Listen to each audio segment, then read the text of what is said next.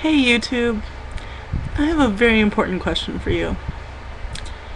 I am currently working on a paper for my political science class, for Theory and Methodology of Political Science. Trust me, a lot more interesting than it sounds.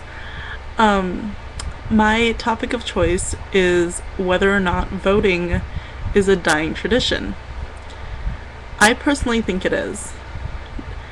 People constantly find excuses not to go out to the polls and vote, whether they don't like any of the candidates, or they don't have transportation, or they're just plain old not interested, or they just don't care, which is really sad to me. Now my question to you is, do you think voting is a dying tradition?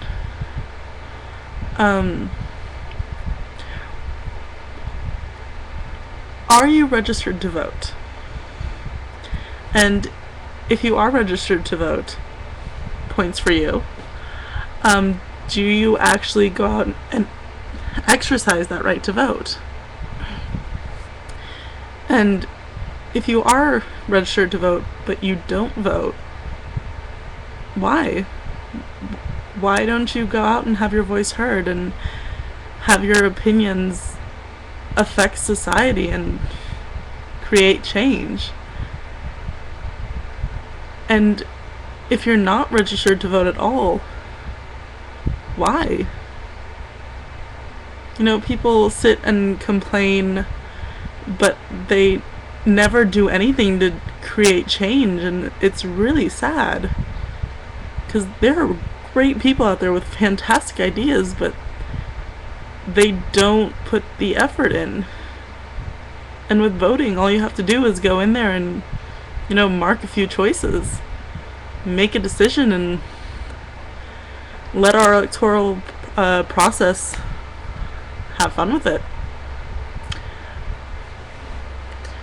So the first part of my question is, do you think voting is a dying process? My second part is, are you or are you not registered to vote, and why?